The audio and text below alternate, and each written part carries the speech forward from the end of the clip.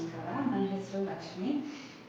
ನನ್ನ ಚಾನಲ್ಗೆ ಇವಾಗ ಯಾರ್ಯಾರು ಸಪೋರ್ಟ್ ಮಾಡ್ತಾ ಇದ್ದೀರಾ, ಸಬ್ಸ್ಕ್ರೈಬ್ ಆಗಿದ್ದೀರಾ, ಎಲ್ಲರಿಗೂ ತುಂಬ ಥ್ಯಾಂಕ್ಸ್. ಹೀಗೆ ನನಗೆ ಸಪೋರ್ಟ್ ಮಾಡ್ತಾ ಇದ್ದೀನಿ ಅಂತ ಕೇಳ್ತಾ ಇದ್ದೀನಿ.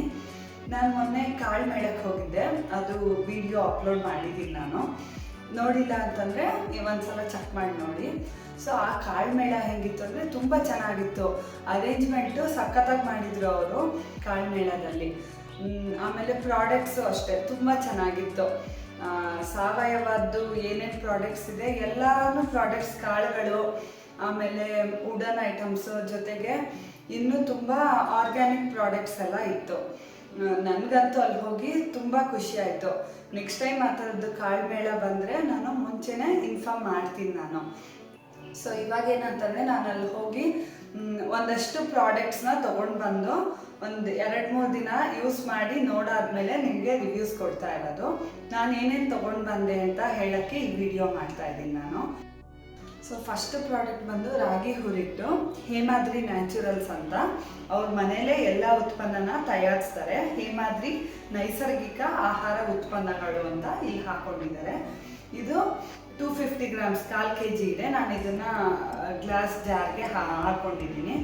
ಇದರಲ್ಲಿ ನಾನು 2 ದಿನ ಇದು ರಾಗಿ ಹುರಿಟ್ಟು ಏನಂತಂದರೆ ಕಲಿಸ್ಕೊಂಡು ಉಂಡೆ ಮಾಡಿದ್ದೆ. ತುಂಬ ಚೆನ್ನಾಗಿತ್ತು. ಏನಂತಂದರೆ ಇದರಲ್ಲಿ ಈ ಹುರಿಟ್ಟಲ್ಲಿ ಕೊಬ್ಬರಿ ಮತ್ತು ಬೆಲ್ಲ ಅವರೇ ಮಿಕ್ಸ್ ಮಾಡಿರ್ತಾರೆ. ನಾವು ಜಸ್ಟ್ ಏನಂತಂದರೆ ಉಂಡೆ ಮಾಡಬೇಕು ಅಂತಂದರೆ ನೀರು ಹಾಕ್ಕೊಂಡು ಕಲಿಸ್ಕೊಂಡ್ರೆ ಸಾಕು, ಹುರಿಟ್ಟು ಉಂಡೆ ರೆಡಿ ಆಗುತ್ತೆ. ಬೇಕು ಅಂತಂದರೆ ಡ್ರೈ ಫ್ರೂಟ್ಸ್ ಹಾಕೋಬೋದು.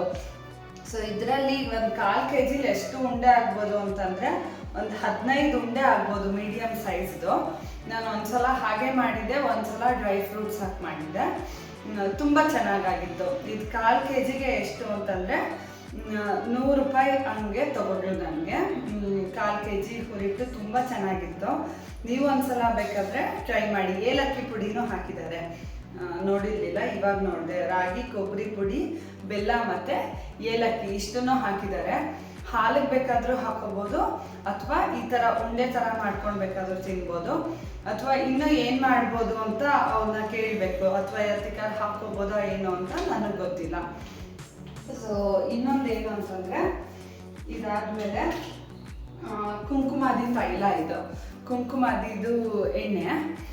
ಇದೇನಂತಂದರೆ ನಾನು ಸುಮಾರು ದಿವಸದಿಂದ ತೊಗೋಬೇಕು ಅಂದ್ಕೊಂಡಿದ್ದೆ, ಆದರೆ ಎಲ್ಲಿ ತೊಗೊಳ್ಳೋದು, ಯಾವ್ದು ನ್ಯಾಚುರಲ್ಸ್ ಅಂತ ಗೊತ್ತಾಗಿರಲಿಲ್ಲ.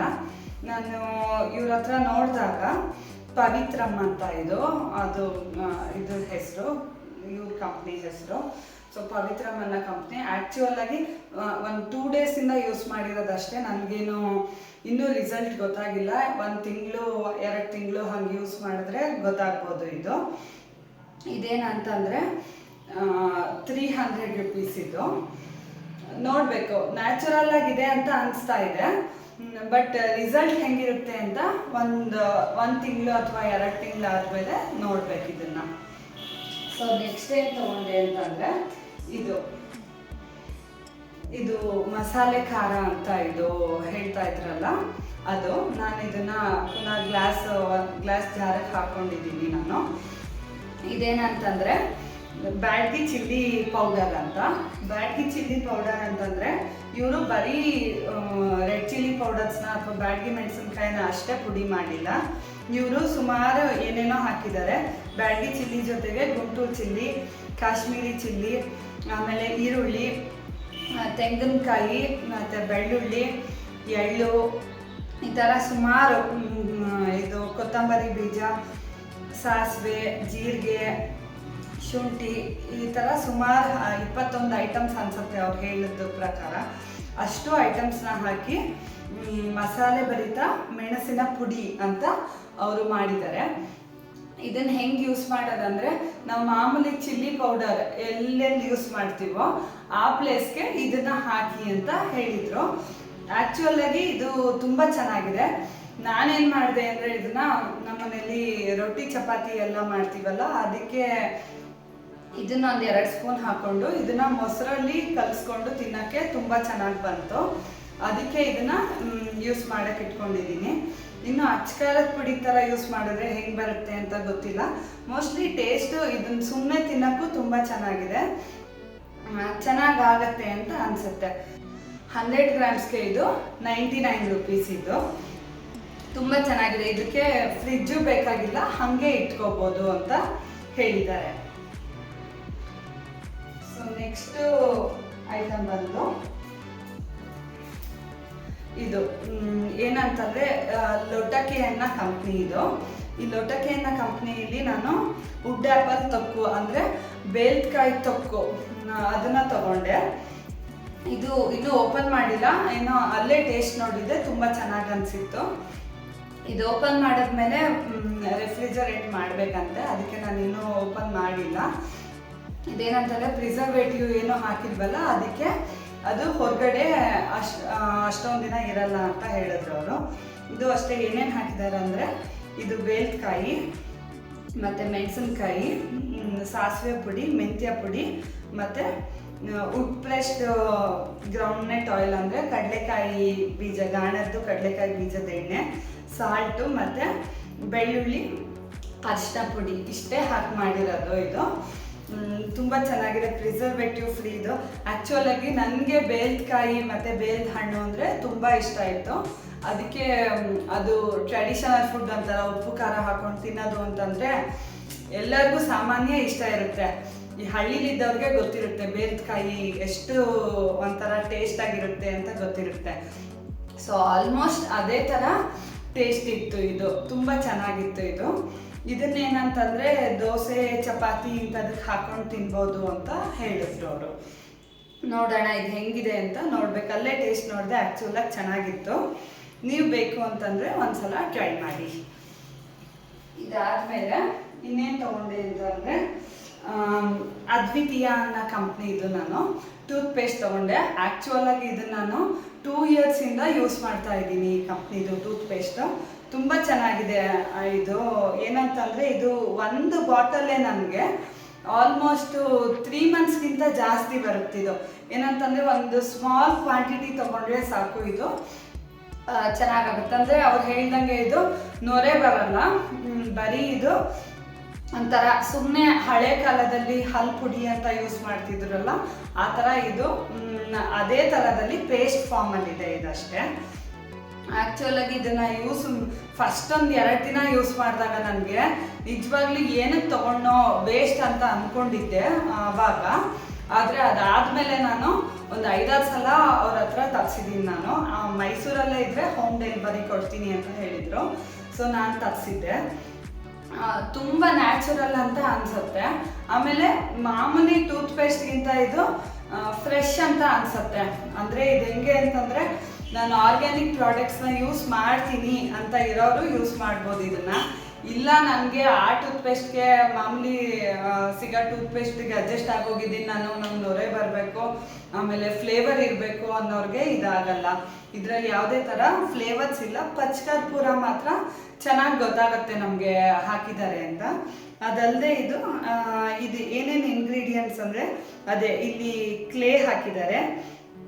ಕ್ಲೇ ಮತ್ತು ಪ್ಯೂರ್ ಆಯಿಲ್ಸ್ ಆಫ್ ಕ್ಲವ್ ಅಂತಂದರೆ ಇದು ಏನದು ಲವಂಗದ ಎಣ್ಣೆ ಜೊತೆಗೆ ರೋಸ್ಮೆರಿ, ಆಮೇಲೆ ಯುಕಲಿಪ್ಟಸ್, ನೀಲಗಿರಿ ಮತ್ತು ಲೆಮನ್, ನಿಂಬೆಹಣ್ಣು, ಇನ್ನೇನು ಅದೇ ಹೇಳಿದ್ನಲ್ಲ ಪಚ್ಕರ್ಪೂರ ಮತ್ತು ಹಿಮಾಲಯನ್ ಪಿಂಕ್ ಸಾಲ್ಟ್, ಇಷ್ಟನ್ನು ಹಾಕಿದ್ದಾರೆ ಇದಕ್ಕೆ. ಒಂದ್ಸಲ ಯೂಸ್ ಮಾಡಿ, ತುಂಬ ಚೆನ್ನಾಗಿದೆ. ಇದು ಎಷ್ಟು ಕಾಸ್ಟ್ ಅಂತಂದರೆ ಇದ್ರ ವೆಯ್ಟ್ ಬಂದು 250 ಗ್ರಾಮ್ಸ್.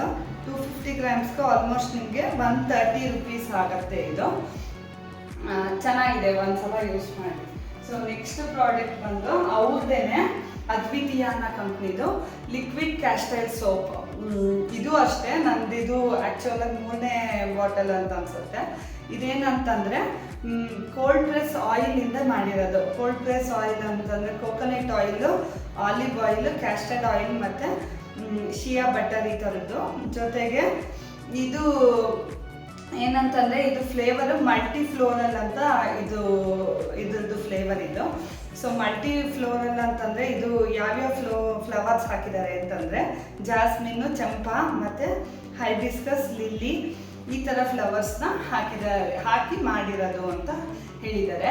ನಿಜವಾಗ್ಲೂ ಇದು ಲಿಕ್ವಿಡ್ ಕ್ಯಾಸ್ಟಲ್ ಸೋಪ್ ಅಂತಂದರೆ ಏನಂತಂದರೆ ಇದನ್ನು ನೀವು ಬಾಡಿ ವಾಶ್ ಹಂಗೆ ಬೇಕಾದ್ರೆ ಯೂಸ್ ಮಾಡ್ಬೋದು, ಹೇರ್ ವಾಶ್ಗೆ ಯೂಸ್ ಮಾಡ್ಬೋದು. ಅಂದರೆ ನಾನು ಇದನ್ನು ಸದ್ಯಕ್ಕೆ ಹ್ಯಾಂಡ್ ವಾಶ್ ಥರ ಯೂಸ್ ಮಾಡ್ತಾ ಇದ್ದೀನಿ. ಆಲ್ಮೋಸ್ಟ್ 2 ಇಯರ್ಸಿಂದ ನಾನು ಹ್ಯಾಂಡ್ ವಾಶ್ ಥರ ಯೂಸ್ ಮಾಡ್ತಾ ಇದ್ದೀನಿ. ಆಮೇಲೆ ಇದು ಅಷ್ಟೇ ತುಂಬ ಥಿಕ್ನೆಸ್ ಇದೆ ನೋಡಿ, ಇಷ್ಟು ಥಿಕ್ನೆಸ್ ಇದೆ. ನಾನು ಹ್ಯಾಂಡ್ ವಾಶ್ ಆಗಿ ಯೂಸ್ ಮಾಡೋಕ್ಕೆ ಇದರಲ್ಲಿ ಹಾಫ್ ತಗೊಂಡು ಇನ್ನೊಂದಷ್ಟು ವಾಟರ್ನ ಮಿಕ್ಸ್ ಮಾಡಿ ಹಾಕೋತೀನಿ. ಅದೇ ಎಷ್ಟೊಂದು ದಿನ ಬರುತ್ತೆ ನನಗೆ. ಸ್ಕಿನ್ಗೆ, ಹೇರ್ಗೆ ಎಲ್ಲ ಇದನ್ನು ಯೂಸ್ ಮಾಡ್ಬೋದು, ಬಟ್ ನಾನು ಇದನ್ನು ಇದಕ್ಕೆ ಯೂಸ್ ಮಾಡ್ತಾ ಇದ್ದೀನಿ. ಸೊ ನಾನು ಇಷ್ಟು ಪ್ರಾಡಕ್ಟ್ಸ್ನ ತೊಗೊಂಡೆ. ಅಲ್ಲಿ ಆ್ಯಕ್ಚುಯಲ್ ಆಗಿ ಎಲ್ಲ ಪ್ರಾಡಕ್ಟ್ಸೂ ತುಂಬ ಚೆನ್ನಾಗಿದೆ. ಏನಂತಂದರೆ ನನಗೆ ಅಲ್ಲಿ ಆರ್ಗನೈಸರ್ ಒಬ್ಬರು ಕೇಶವಮೂರ್ತಿ ಅಂತ ಮಾತಾಡ್ಸಿದ್ನಲ್ಲ, ಅವ್ರು ಏನಂತ ಹೇಳಿದ್ರು ಅಂದರೆ ಅಲ್ಲಿ ಸ್ಟಾಲ್ಸ್ ಎಲ್ಲ ಇಟ್ಟಿದ್ದಾರಲ್ಲ ಅವನ್ನೆಲ್ಲ ಆರ್ಗ್ಯಾನಿಕ್ಕಾಗಿ ಮಾಡ್ತಾ ಇದ್ದಾರಾ ಇಲ್ವಾ, ಅವ್ರು ಪೂರ್ತಿ ಬ್ಯಾಕ್ಗ್ರೌಂಡ್ ಚೆಕ್ ಮಾಡಿ ಆರ್ಗ್ಯಾನಿಕ್ಕಾಗಿ ಮಾಡ್ತಿರೋರನ್ನ ಮಾತ್ರ ಅಲ್ಲಿ ಸ್ಟಾಲ್ ಇಡೋಕ್ಕೆ ಅವರು ಪರ್ಮಿಷನ್ ಕೊಟ್ಟಿರೋದು. ಸೊ ಅಲ್ಲಿ ಎಲ್ಲಾನು ನೋಡಿದ ಪ್ರಕಾರ ತುಂಬ ಚೆನ್ನಾಗಿತ್ತು. Organic products, genuine organic products ಅಂತ ಅನಿಸ್ತು ನನಗೆ. ಆಮೇಲೆ ಅಲ್ಲಿ ಸೀಡ್ಸ್ ಎಲ್ಲ ಇತ್ತಲ್ಲ, ಆ ಸೀಡ್ಸ್ನ ನನಗೆ ತಗೋಬೇಕು ಅಂತ ಇಷ್ಟ ಆಯಿತು. ನಾನು ಟೆರೆಸ್ ಗಾರ್ಡನಿಂಗ್ ಮಾಡಬೇಕು ಅಂತ ಪ್ಲ್ಯಾನ್ ಮಾಡಿದ್ದೀನಿ. ಇವಾಗ ಪ್ಲ್ಯಾನ್ ಮಾಡಿದ್ದೀನಿ ಅಷ್ಟೇ, ಇನ್ನೂ ಎಷ್ಟು ದಿನ ಆಗುತ್ತೋ ಮಾಡೋದು ಗೊತ್ತಿಲ್ಲ ನನಗೆ. ಸೊ ಅದು ಮಾಡಿದಾಗ ನಾನು ಸೀಡ್ಸ್ನ ತಗೊಳ್ಳೋಣ ಅಂತ ಅಂದ್ಕೊಂಡು ಈ ಸಲ ತಗೊಳ್ಳಿಲ್ಲ ಸೀಡ್ಸ್ನೆಲ್ಲ. ಆಮೇಲೆ ಅಲ್ಲಿ ಆಲೂಗೆಡ್ಡೆ ಅಂತ ಇತ್ತು ನೋಡಿ, ಅದನ್ನು ನಾನು ಆ್ಯಕ್ಚುಲಾಗಿ ಗಿಡನ ನೋಡಿದ್ದೀನಿ. ತುಂಬ ಚೆನ್ನಾಗಿದೆ ಅದು ಆಲೂಗೆಡ್ಡೆ, ಬಳ್ಳಿ ಆಲೂಗೆಡ್ಡೆ. ಜಸ್ಟ್ ನೀವು ಅದನ್ನು ಆಲೂಗೆಡ್ಡೆದನ್ನು ಪಾಟ್ ಒಳಗಡೆ ಹಾಕೋದು ಸಾಕು, ಅದು ಚಿಗುರೊಡೆದ್ಬಿಟ್ಟು ಬಳ್ಳಿ ಬರುತ್ತೆ. ಆಮೇಲೆ ಆಲೂಗೆಡ್ಡೆ ಏರ್ ಪೊಟ್ಯಾಟೋಸ್ ಅಂತ ಏನೋ ಹೇಳ್ತಾರೆ. ಭೂಮಿಲಿ ಸಾಮಾನ್ಯ ಭೂಮಿಲಿ ಬಿಡೋದು ನೋಡಿದ್ದೀವಿ, ಈಚೆ ಬಿಡೋದು ನಾನು ನೋಡಿರಲಿಲ್ಲ, ಅಲ್ಲಿ ಹೋದ್ಮೇಲೆ ಗೊತ್ತಾಗಿದ್ದು. ಈ ಮಾಮೂಲಿ ಆಲೂಗೆಡ್ಡೆಗೂ ಅದಕ್ಕೂ ನನಗೇನೋ ಅಂಥ ಡಿಫ್ರೆನ್ಸ್ ಅಂತ ಅನಿಸ್ಲಿಲ್ಲ, ಬಟ್ ತಿನ್ನೋಡಿದ್ರೆ ಗೊತ್ತಾಗ್ಬೋದೇನೋ. ಈ ಥರ ಫ್ರೆಂಡ್ಸ್ ಏನಂತಂದರೆ ಅಲ್ಲಿ ಕಾಳ್ಮೇಳದಲ್ಲಿ ಇನ್ನೂ ತುಂಬ ಪ್ರಾಡಕ್ಟ್ಸ್ ಇತ್ತು. ನನಗೆ ಇಷ್ಟೇ ತೊಗೊಳಕ್ಕಾಗಿದ್ದು. ನೆಕ್ಸ್ಟ್ ಟೈಮ್ ಅವರು ಈ ಹಲಸು ಎಲ್ಲ ಬಿಡೋಕ್ಕೆ ಸ್ಟಾರ್ಟ್ ಆದಾಗ ಹಲಸಿನ ಮೇಳ ಮತ್ತು ಮಾವಿನ ಮೇಳ ಎಲ್ಲನೂ ಮಾಡ್ತಾರಂತೆ. ಆವಾಗ ನೀವು ತಪ್ಪದೆ ವಿಸಿಟ್ ಮಾಡಿ, ನಿಮಗೂ ಅಲ್ಲಿ ಹೆಂಗಿರುತ್ತೆ, ಹೆಂಗೆ ಇದೆಲ್ಲ ನಡೆಯುತ್ತೆ ಅಂತ ಗೊತ್ತಾಗತ್ತೆ. ನನಗಂತೂ ಫಸ್ಟ್ ಟೈಮ್ ಹೋಗಿದ್ದಕ್ಕೆ ಎಕ್ಸ್ಪೀರಿಯನ್ಸ್ ಅಂತೂ ತುಂಬ ಚೆನ್ನಾಗಾಯಿತು. ನೆಕ್ಸ್ಟ್ ಟೈಮ್ ನಾನು ಏನಾದರೂ ಹೋಗಲೇಬೇಕು ಅನ್ನೋಂಗೆ ಡಿಸೈಡ್ ಮಾಡ್ಕೊಂಡಿದ್ದೀನಿ. ಇದ್ರ ಜೊತೆ ನಾನು ಸ್ವಲ್ಪ ಬೇರೆ ಪ್ರಾಡಕ್ಟ್ಸ್ನ ತೊಗೊಂಡಿದ್ದೀನಿ. ಏನಂತಂದರೆ ಇದು ಏನು ಗ್ರೇಟರ್, ಇದು ಚಿಕ್ಕದು ಮಿನಿ ಗ್ರೇಟರ್ ನೋಡಿ. ಇಲ್ಲಿ ಮ್ಯಾಗ್ನೆಟು ಕೊಟ್ಟಿದ್ದಾನೆ ಆ್ಯಕ್ಚುಲಾಗಿ ಫ್ರಿಜ್ ಮೇಲೆ ಹಿಂಗೆ ಹಾಕೋಕ್ಕೆ.